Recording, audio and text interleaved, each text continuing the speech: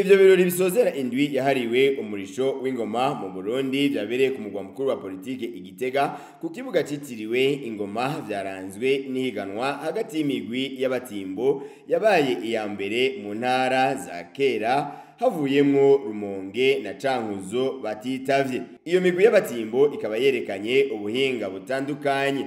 Iryo higanwa rikaba ryari rihagarikiwe n'umushikiranganji w'ugwaruka inkino n'imico kama Lydia Nsekera n'abandi bategetsi batandukanye. Iryo higanwa rikaba ryatunganijwe ku civugo kigira giti umurisho w'ingoma itunga ntagereranywa mu mico n'akaranga vy'u Burundi. Umugwi Genderakaranga wo mu ntara ya kera ya Bujumbura akaba ari watahukanye ikibanza ca mbere.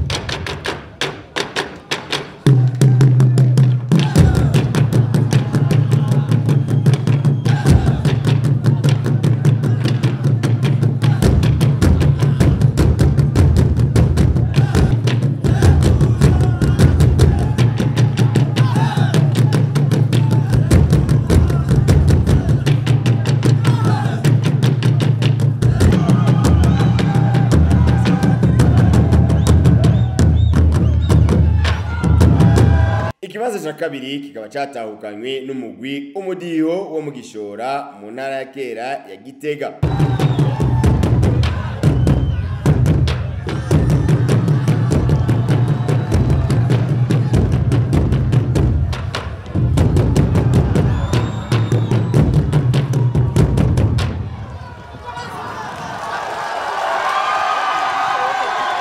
Nayo ikibanza kigira gatatu kikaba catahukanye n'umugwi w'amagaba wo mu gisagara ca Bujumbura n'umugwi wo mu ntara ya Ruyigi watahukanye ikibanza ca kane. Namwe ijambo ryiwe umushikiranganji Lydia Nsekera akaba avuga ko iryo higanwa rituma hazirikanwa akaranga basokuru basize rigatuma abantu banywana bagakomeza ubumwe n'ibindi. Iyi ndwi iradufasha kuzirikana hamwe no kunywana n'iragi kama basokuru badusigiye. Iyi ndwi yerekana kandi amahoro, ubumwe, ukunywana n'imigenderanire myiza yamye iranga abarundi.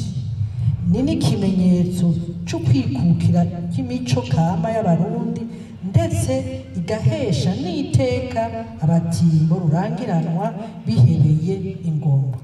Mboneraho n'akaryo ko kumenyesha ko hariho harubakwa hariya ku mahwane y'ibarabara rija ku kibuga c'indege mpuzamakungu ndataye i Bujumbura icibutso c'umutimbo rurangiranwa antime baransakaje.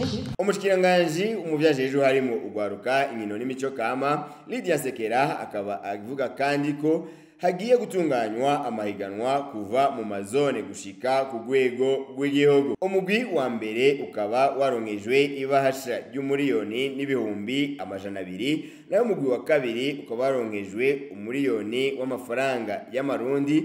Umugwi wa gatatu ukaba waronkejwe amafaranga angana ibihumbi amajana 9, nayo umugwi wa kane ukaba waronkejwe amafaranga angana ibihumbi amajana 8.